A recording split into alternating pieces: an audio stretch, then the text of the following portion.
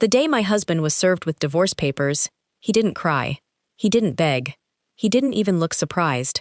Instead, he leaned back in his chair, glanced at the envelope like it was another piece of junk mail, and laughed. Not the nervous kind of laugh. Not the laugh of a man trying to hide his fear. It was the laugh of someone who was absolutely convinced he had already won. Then he looked straight at me and said the words that changed everything. "You'll be back before this reaches court." For a moment, I simply stared at him. 11 years of marriage. 11 years of believing every promise he'd ever made. 11 years of sacrificing my dreams so we could build what I thought was our future. And that was all I was worth to him. A woman he believed couldn't survive without him. What my husband didn't know, what he couldn't possibly imagine, was that I hadn't walked into his office that morning hoping to save my marriage. I walked in knowing it was already over. For nearly a year, I'd been quietly uncovering every lie he thought he'd buried. The accounts he never told me about. The business he secretly built using money I believed we were saving together. The documents he signed behind my back. The property he insisted we couldn't afford, even though he'd already bought another one without my knowledge. Most of all, he had forgotten one very important detail about the woman he'd spent years convincing she wasn't smart enough to understand finances. Before I became his wife, I had spent almost a decade as a forensic accountant. Finding hidden money wasn't just something I understood. It was what I'd built my career doing. The man sitting across from me thought I was walking away with nothing. He had no idea I already knew exactly what belonged to me. And by the time the judge asked him one simple question 6 months later, the confident smile that had lived on his face for years was gone forever. My name is Hannah Whitmore, and this happened in Asheville, North Carolina. People who knew us always said we had the kind of marriage everyone wanted. Looking back, I realized they weren't seeing our marriage. They were seeing my performance. Because behind every smiling family photo, every holiday gathering, every anniversary dinner, I was slowly disappearing. And it all began with one decision I believed a loving wife was supposed to make. Before we go deeper, I'd love to know where you're watching from. Drop your city, state, or country in the comments. If you enjoy powerful stories about betrayal, resilience, and justice, please like this video, subscribe to the channel, and turn on the notification bell so you never miss another story. The hardest part about telling this story isn't talking about the lies. It's admitting how many of them I accepted because they came from someone I loved. When I met Caleb Mercer, I was 30 years old and completely content with my life. I owned a small townhouse on the east side of Asheville. I had close friends, a career I genuinely enjoyed, parents who lived less than an hour away. Life wasn't perfect, but it was peaceful. Caleb entered my life at a fundraising gala for the local children's hospital. He wasn't loud or flashy. He had a calm confidence that drew people toward him. He asked thoughtful questions instead of talking about himself. He listened, or at least, he made me believe he did. We dated for nearly 2 years before getting married. Looking back now, those 2 years feel like someone else's memories. He sent flowers to my office. He surprised me with handwritten notes tucked inside my laptop bag. When my mother underwent knee replacement surgery, Caleb drove her to physical therapy appointments without being asked. Everyone loved him, especially me. The first year of marriage felt almost effortless. We bought a beautiful craftsman-style home together, hosted family dinners, took weekend trips through the Blue Ridge Mountains. If there were warning signs, I couldn't see them. Or maybe I simply didn't want to. The first real test came 18 months into our marriage. The accounting firm where I'd worked for years offered me a partnership opportunity. It was everything I'd spent my career working toward. The salary increase alone would have changed our lives. I rushed home carrying the proposal in my briefcase. I got incredible news. Caleb looked up from the kitchen counter where he was preparing dinner. "What happened?" "They offered me a partnership." He smiled. For about 2 seconds. Then the smile disappeared. "That's a big responsibility." "It is. You'd probably work 60-hour weeks." "Some weeks," he nodded thoughtfully. "And travel?" "A little." He placed the knife down. "Hannah," something in his voice made my excitement pause. "I don't want us to become one of those couples who only see each other on weekends." "We won't." "You don't know that." I laughed softly. "We'll figure it out. I finally have a wife who's home for dinner most nights."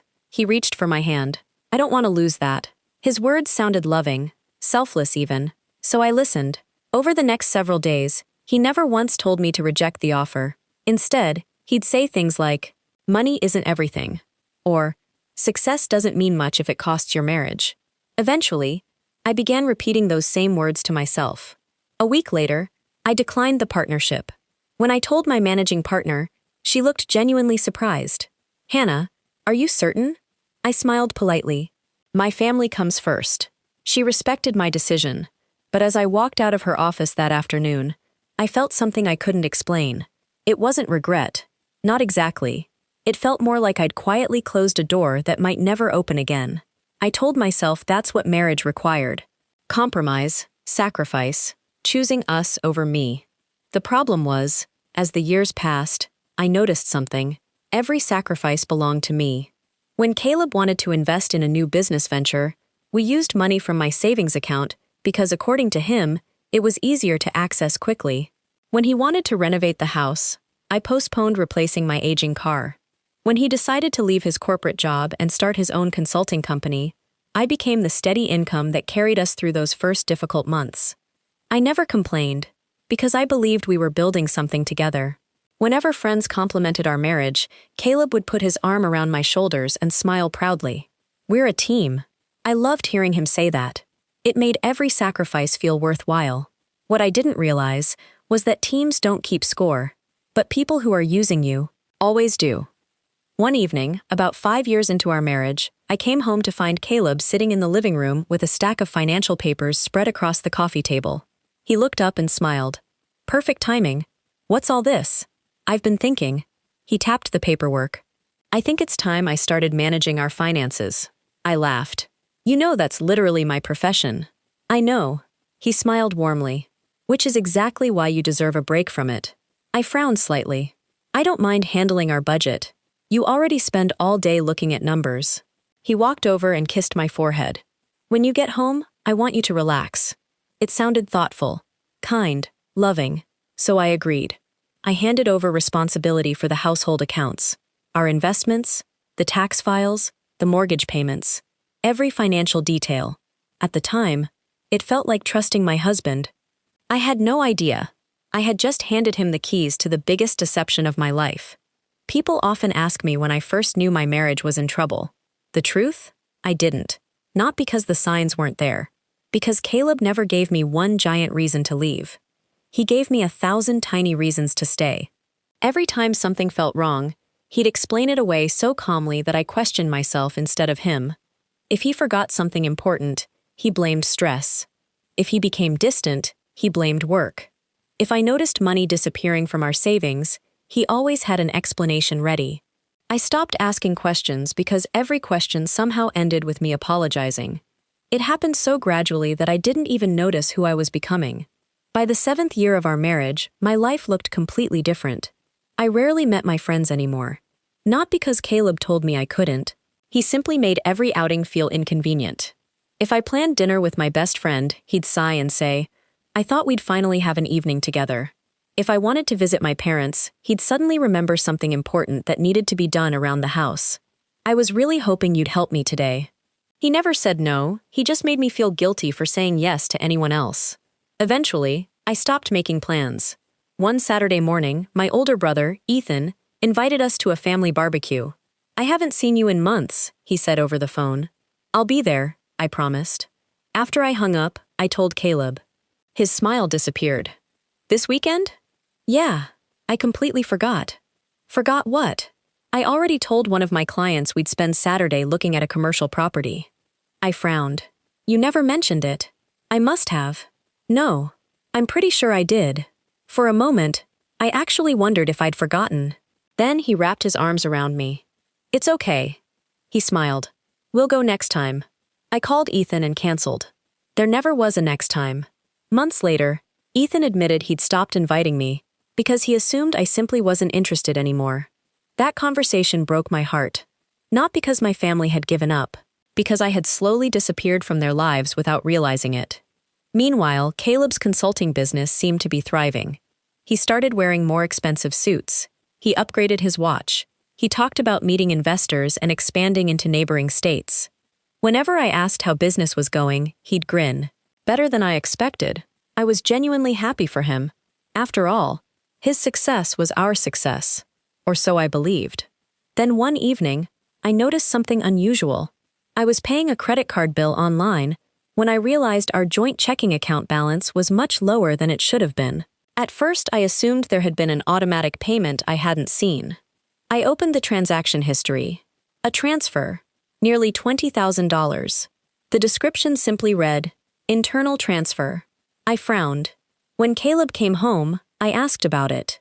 "Oh, that." He barely looked up from loosening his tie. "What was it for?" "Business." "What kind of business?" "Operating expenses." "I thought your company had its own account." "It does." "So why transfer money from ours?" He smiled patiently. "It was just temporary." "When is it coming back?" "Soon." "How soon?" He walked over, kissed my forehead, and laughed softly. "You worry too much." That sentence stayed with me. Not because of what he said, because he never answered my question. The money never came back. A few months later, I noticed another transfer, then another. Every time I asked, there was another explanation. Taxes, equipment, short-term cash flow, client reimbursements. The stories changed. The outcome never did. The money disappeared. I finally suggested we meet with our accountant together. Caleb's reaction surprised me. "There isn't any need. I'd just like to understand where everything's going." "You don't trust me?" I blinked. "That's not what I said." "It sounds like it." "No. I'm just asking questions." He sighed heavily and sat across from me. "Hannah." His voice softened. "I've been working nonstop to build a future for us." "I know." And instead of appreciating that, he shook his head. "You're questioning every decision I make." Within 5 minutes, I was apologizing for asking where our own money had gone. That night, I couldn't sleep. Not because I thought Caleb was stealing from me, because something about the conversation didn't feel right. For the first time in years, my instincts whispered that I wasn't getting the whole truth. I tried to ignore them. I couldn't. About 3 weeks later, I stopped by Caleb's office unexpectedly. I was nearby after meeting a client and thought it would be nice to surprise him with lunch. His receptionist looked confused when I walked in. "Good afternoon. I'm here to see Caleb." "I'm sorry." She hesitated. "I thought he was with you today." My stomach tightened. "No. He left about 2 hours ago." "Did he say where he was going?" "I'm not sure." She looked uncomfortable. "He just said he had an appointment." I smiled politely and thanked her. Then I walked back to my car. I sat there for almost 10 minutes staring through the windshield. Maybe he had a client meeting. Maybe he'd forgotten to mention it. Maybe there was a perfectly reasonable explanation. I started the engine. As I pulled onto the main road, a black SUV caught my attention. It looked exactly like Caleb's. Without thinking, I slowed down. The SUV turned into the parking lot of a newly constructed luxury condominium complex on the north side of town. I watched from across the street. A few seconds later, Caleb stepped out. He wasn't alone. A woman with shoulder-length blonde hair walked toward him. She smiled. He smiled back. Then, he wrapped his arms around her. Not the polite hug you'd give a colleague. Not the quick embrace of an old friend. It was slow, comfortable, intimate. The kind of hug shared by two people who had done it countless times before. I felt every ounce of air leave my lungs. I wanted to believe there was an explanation. That maybe I'd misunderstood what I'd seen. Then she reached up, straightened his tie, and kissed him. I didn't wait to see anything else. I drove away before either of them noticed me. By the time I reached home, my hands were shaking so badly I could barely unlock the front door. For nearly an hour, I sat alone in my kitchen replaying the moment over and over. I kept hoping my memory would change, that somehow the woman hadn't kissed him, that somehow it hadn't been Caleb. But the truth remained exactly the same. The man I'd trusted with my heart, the man I'd sacrificed my career for, the man who constantly questioned my loyalty, had been living a life I knew absolutely nothing about. And deep inside, I realized something even more painful. If Caleb could lie so effortlessly about where he spent his afternoons, what else had he been lying about all these years? I didn't confront Caleb. That was the first decision I made entirely for myself. 10 years earlier, I would have demanded answers the second he walked through the front door. But after everything we'd been through, I finally understood something. Liars don't confess because you ask good questions. They simply become better liars. So when Caleb came home that evening carrying takeout from my favorite Italian restaurant, I smiled. "You read my mind," I said. "I figured you deserved a break." He kissed my cheek and disappeared into the kitchen. I watched him from across the room. The same man who had hugged another woman just hours earlier was now asking whether I wanted extra Parmesan on my pasta. It was terrifying how effortlessly he switched between those two versions of himself. That night, while he slept peacefully beside me, I stared at the ceiling. I wasn't wondering if my marriage could be saved anymore. I was wondering how much of it had ever been real. The next morning, I called in sick to work. Not because I was ill, because I needed answers. I drove to the county recorder's office and searched every business registered under Caleb's name. At first, I found exactly what I expected. His consulting company. Nothing unusual. Then I searched again using his middle name. A second business appeared. One I'd never heard of. Blue Ridge Property Group, LLC. My heartbeat quickened. I paid for copies of the public filings. According to the records, the company had been established almost 4 years earlier. 4 years. The same year Caleb convinced me we needed to tighten our budget. The same year I postponed replacing my old car because he insisted money was tight. The same year he told me we couldn't afford to take the anniversary trip we'd been planning. Yet somehow, he had found enough money to create another company. I kept reading. The LLC owned 2 rental homes, 1 office building, and a luxury condominium. The address looked familiar. I reached for my phone and compared it with the location I'd seen the day before. It was the same condominium complex. My chest tightened. He hadn't just been visiting another woman. He owned the place. I sat there for several minutes, unable to move. Then the accountant in me took over. Emotion could wait, evidence couldn't. Over the next 3 weeks, I quietly gathered every document I could legally obtain. Public property records, corporate filings, mortgage documents, tax assessments. Every record painted the same picture. While telling me we needed to be careful with money, Caleb had been building an entirely separate financial empire. One that didn't include me. One Friday afternoon, I decided to test something. When Caleb came home, I casually asked, "Do you think we should update our wills?" He looked surprised. "Why?" "I was just thinking about it," he shrugged. "We're still young." "I know, but it's probably responsible." He smiled. "I'll take care of it." That answer bothered me. Not because he'd said no, because he'd already decided the conversation was over. The following Monday, during my lunch break, I scheduled an appointment with an attorney. Not to file for divorce. Not yet. I wanted to know exactly where I stood. The attorney, Margaret Ellis, listened carefully without interrupting. When I finished, she folded her hands.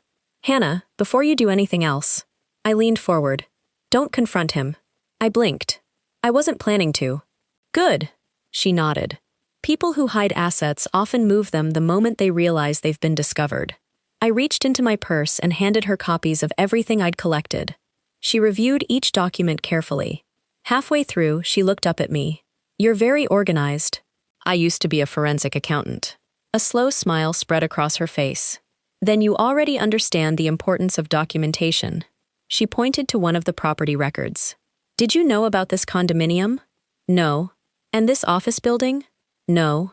She closed the folder. "Hannah," my stomach tightened. "Yes? Based on what I'm seeing, your husband appears to have acquired substantial marital assets without your knowledge." I stared at her. "So, I'm not imagining this." "No." She spoke gently. "You're not imagining any of it.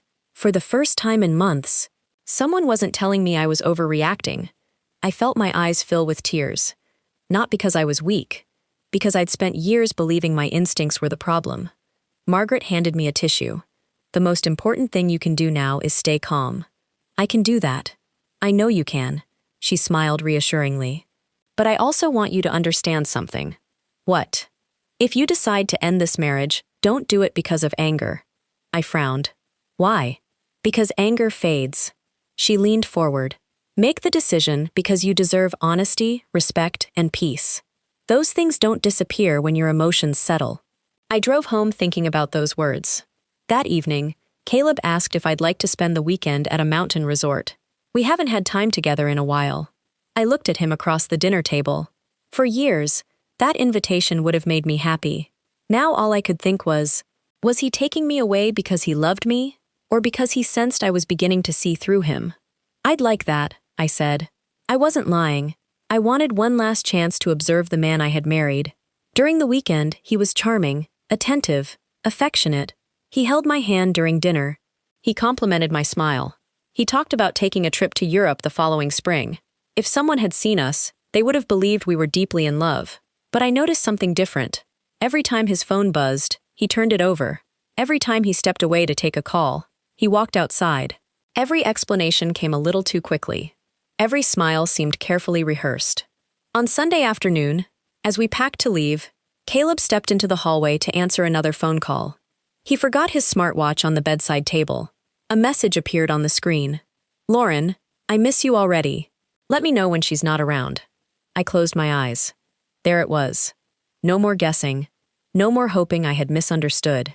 No more wondering if there was an innocent explanation.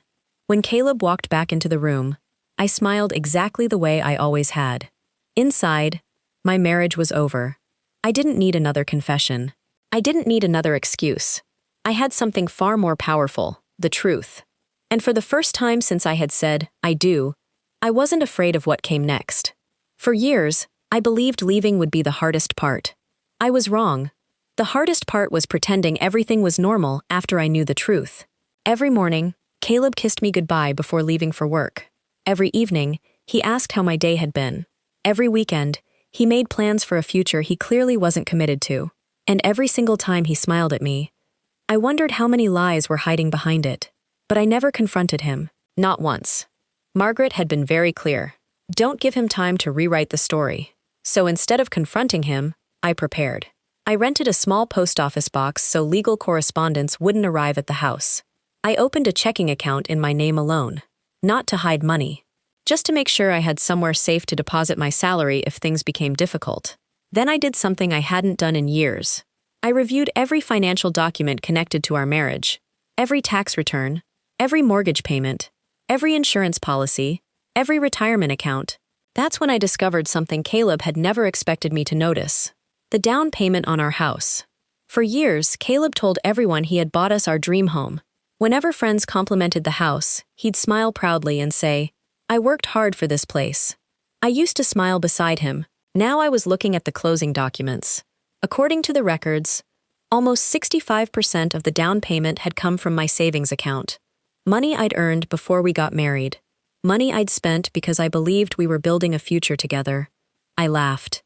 Not because it was funny. Because I finally understood why he'd always discouraged me from looking at our paperwork. The truth was never on his side. I took copies of everything and delivered them to Margaret. She smiled when she saw the documents. "Hannah," she tapped the closing statement. "This is important." I thought it might be. It proves your contribution to one of the largest marital assets. For the first time since this nightmare began, I felt hopeful. Not because I wanted revenge, because the facts finally had a voice. About 2 weeks later, Margaret called me unexpectedly. "I have good news." "What happened?" "The court approved our request for additional financial discovery." "What does that mean?" "It means your husband will have to provide records he can't simply ignore." I smiled. "So he can't decide what I get to see." "Exactly." That afternoon, I drove home with the windows down. It was the first time in months that I felt the weight on my chest begin to lift. I wasn't winning, not yet, but I wasn't trapped anymore. That evening, Caleb suggested we invite friends over for dinner. I looked at him in disbelief. He was planning dinner parties while secretly maintaining another relationship. The performance never stopped. During dinner, one of our friends smiled at us. "You two still look like newlyweds." Caleb reached across the table and squeezed my hand. "I married my best friend." I forced a smile. Inside, I felt nothing. Not anger, not sadness, just clarity. After everyone left, I stood in the kitchen loading dishes into the dishwasher. Caleb wrapped his arms around my waist. "What are you thinking about?" I looked at the sink. "Our anniversary." He smiled. "It's next month. 11 years. We should do something special." I turned toward him. "What if we didn't?" He frowned. "What do you mean?" "What if we just stayed home?" He laughed. "You deserve better than that." The irony almost took my breath away. The man who had spent years giving another woman expensive gifts was telling me I deserved better. He kissed my forehead and went upstairs.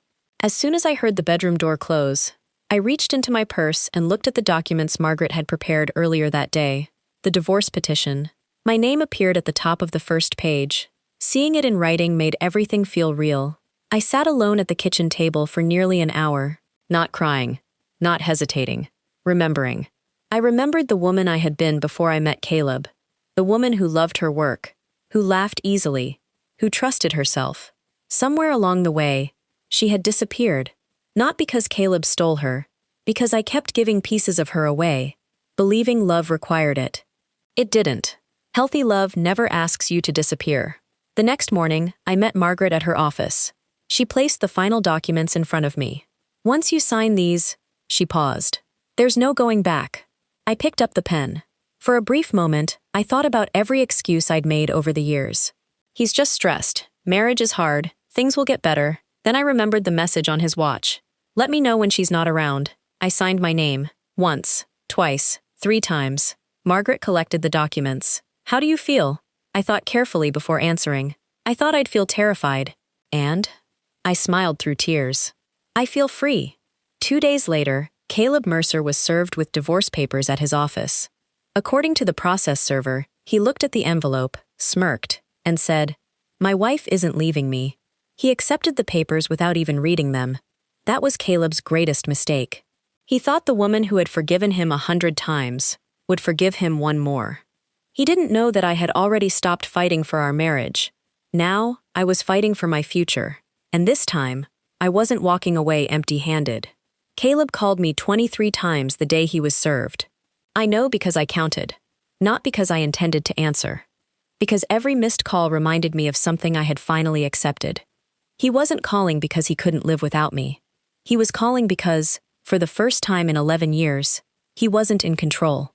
By the 3rd day, the phone calls stopped. The text messages began. "You're overreacting. We can fix this. Don't let lawyers destroy our marriage." Then, "Do you really think you can do better than me?" That one made me stop scrolling.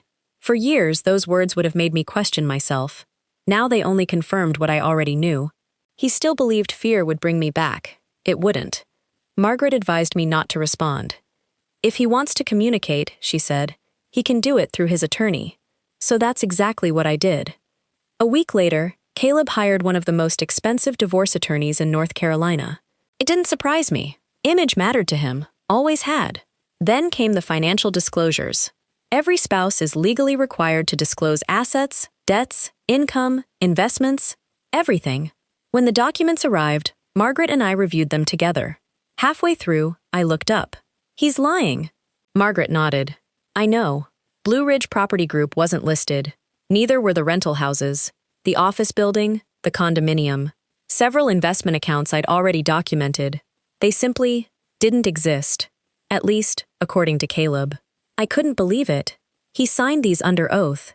He did. And he still left everything out?" Margaret closed the file. Some people become so accustomed to getting away with dishonesty that they convince themselves they'll never be challenged. I shook my head slowly. "He still thinks I don't know." She smiled. "I think he forgot who you were before you became his wife." That sentence stayed with me. Who I was before I became his wife. A forensic accountant. Someone trained to follow paper trails. Someone who understood that numbers rarely lie. Over the next month, the court ordered additional discovery. Bank statements, corporate records, tax filings, property records. Boxes of documents began arriving at Margaret's office. Together, we reviewed every page. One afternoon, I noticed something strange. Several large transfers had been labeled as consulting expenses, but there were no invoices, no contracts, no supporting documents. Just money, leaving one account and disappearing into another. I highlighted every one of them. Margaret requested the missing records. A week later, they arrived. She called me immediately. "Hannah, I think you should come in." The moment I entered her office, I knew something had changed. She handed me a bank statement. I looked down. One account number matched the records I'd already collected. The recipient made my stomach drop. The payments weren't going to a consulting company. They were paying the mortgage, homeowners association fees, and utility bills for the condominium. The same condominium where I'd seen Caleb kiss Lauren. For years, our marital money had been paying for another woman's home. I sat in silence, not because I was shocked anymore, because every new document erased another excuse I'd once made for him. Margaret spoke gently. "I'm sorry." I nodded. "I think I stopped mourning my marriage weeks ago." "What are you mourning?" I looked out the window. The years I spent believing someone who never deserved that kind of trust. She didn't interrupt. I kept thinking if I loved him enough. My voice cracked. He would become the man I married. Margaret smiled sadly. You can't love someone into becoming honest. Those words stayed with me long after I left her office. A few days later, our attorneys met to discuss a possible settlement. Caleb offered me what sounded, at first glance, like a generous proposal. Half the equity in the house. Part of his retirement account. Temporary spousal support. When Margaret finished reading the offer, she slid it toward me. What do you think? I read every page carefully. Then I noticed what wasn't there. Blue Ridge Property Group. The rental properties. The office building. The condominium. Every hidden asset had conveniently disappeared from the agreement. I looked up. He wants me to settle before the court sees everything. Margaret smiled. Exactly. I closed the folder. I'm rejecting it. Are you sure? I nodded. I spent 11 years accepting less than I deserved. I pushed the papers back toward her. I'm not doing that anymore. She smiled. I was hoping you'd say that. The first full court hearing was scheduled 3 weeks later. The night before, I barely slept. Not because I was afraid of Caleb. I was afraid of seeing the man I had once loved and realizing I felt nothing. The next morning, I walked into the courthouse wearing a navy blue suit I'd bought years earlier for the partnership interview I never accepted. I had almost donated it. Now, it fit perfectly. As I caught my reflection in the courthouse window, I smiled. For the first time in years, I didn't see the woman Caleb had convinced me I was. I saw the woman I had always been. And before the day was over, the man who believed I'd never leave was finally going to understand just how badly he had underestimated me. The courtroom was almost silent. No dramatic music. No gasps from the gallery. Just the quiet rustle of papers and the occasional click of a keyboard as the court reporter prepared to record every word. I sat beside Margaret, my hands resting calmly in my lap. 6 months earlier, they would have been shaking. Now, I felt something I hadn't felt in years. Peace. Across the aisle, Caleb adjusted his tie and whispered something to his attorney. He looked confident. He still believed he could talk his way out of anything. The judge entered, and everyone stood. After the opening formalities, Margaret rose from her seat. Your Honor, she began. Before today's proceedings continue, the petitioner requests permission to introduce additional financial records obtained during discovery. The judge nodded. You may proceed. Margaret handed several binders to the court clerk. Every page had been carefully organized. Property records, bank statements, wire transfers, corporate filings, mortgage documents, tax records. Nothing had been guessed. Everything had been verified. Caleb's attorney immediately stood. Your Honor, we object. The judge raised a hand. I'll decide whether I have grounds to sustain your objection after I've reviewed the documents. The courtroom fell silent again. The judge slowly turned page after page. I didn't look at Caleb. I kept my eyes on the judge. Finally, she looked up. Mr. Mercer. Caleb stood confidently. Yes, Your Honor? Did you certify under oath that your financial disclosure was complete and accurate? I did. She held up one of the binders. Then would you explain why Blue Ridge Property Group is absent from those disclosures? For the first time, Caleb hesitated. It was an oversight. The judge continued reading. One rental property might be an oversight. She turned another page. Perhaps even two. Another page. But an office building. Another page. A luxury condominium. Another page. Multiple investment accounts. She removed her glasses and looked directly at him. Mr. Mercer, this court does not consider that an oversight. The silence was overwhelming. Even Caleb's attorney looked uncomfortable. Margaret stood once more. Your Honor, we also request the court's attention to Exhibit 24. The judge opened the binder. Inside were the bank records showing monthly payments made from marital funds. Mortgage payments, property taxes, insurance, utility bills, all connected to the condominium. The same condominium occupied by Lauren. The judge looked at Caleb. Were marital funds used to maintain this property? His attorney leaned toward him, whispering urgently. Caleb swallowed. Yes. That single word changed everything. The judge made several notes before asking another question. Did your wife have knowledge of this property? No. Did she authorize the use of marital funds for it? No. The judge closed the file. I've heard enough. After a short recess, the judge returned with her ruling. She spoke calmly, but every word carried weight. The court finds that the respondent intentionally failed to disclose significant marital assets. She paused. The court further finds that marital funds were used for purposes unknown to the petitioner and without her knowledge or consent. I felt tears gathering in my eyes. Not because of the money, because for the first time in years, someone had finally said out loud what I had been living through. The judge continued. In light of these findings, the court awards the petitioner a substantially larger share of the marital estate. I closed my eyes for just a second. The house would be sold and the proceeds divided in my favor. The hidden properties would be included in the marital estate. The investment accounts Caleb had tried to conceal would also be divided. He was ordered to reimburse marital funds that had been used to maintain the undisclosed condominium. He was also ordered to pay a significant portion of my legal fees because of his failure to provide honest financial disclosures. When the judge finished speaking, the courtroom remained silent. Caleb didn't look at me. He stared straight ahead. The confidence that had carried him through the first day I served those papers was gone. As everyone began gathering their belongings, I quietly placed my hands on the table. Not to steady myself. To remind myself this was real. Margaret smiled warmly. You did it. I shook my head. No. She looked puzzled. I survived it. She squeezed my hand. And that's even better. Outside the courthouse, the autumn air felt crisp against my face. Reporters weren't waiting. There were no cameras. No applause. Just ordinary people walking past, completely unaware that my entire life had changed inside that building. I stood on the courthouse steps for a long moment. Then I heard footsteps behind me. Caleb.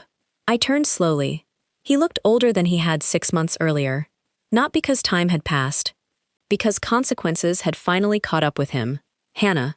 His voice was quieter than I'd ever heard it. I never thought you'd actually leave. I believed him. He hadn't. For years, he'd mistaken my patience for dependence, my kindness for weakness, my forgiveness for permission. He looked at me with eyes I barely recognized. I'm sorry. There was a time when hearing those words would have been everything I'd wanted. But that time had passed. I smiled gently. I hope you mean that. I do. I nodded. I forgive you. His shoulders relaxed slightly. Then I finished the sentence. But forgiveness doesn't rebuild trust. His expression fell, and it doesn't erase choices. For a few seconds, neither of us spoke. Finally, I turned and walked toward my car.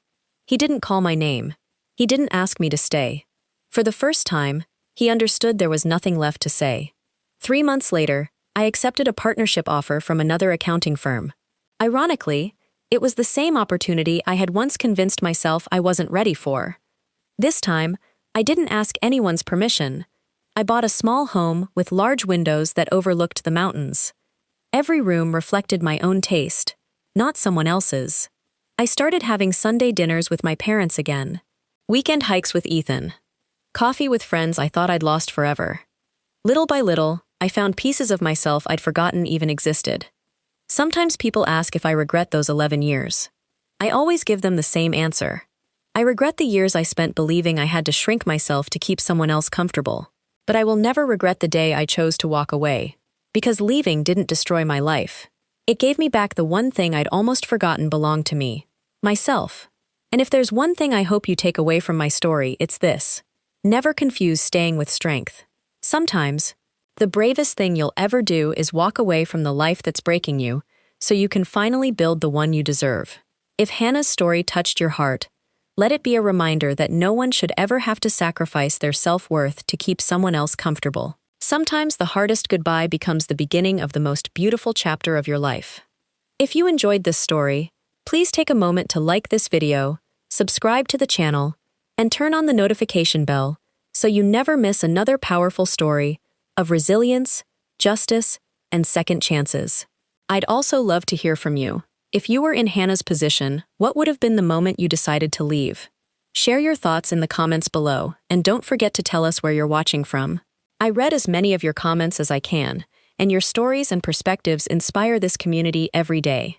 Thank you so much for spending your time with me today. Until next time, take care of yourself, trust your instincts, and remember, you are always stronger than you think.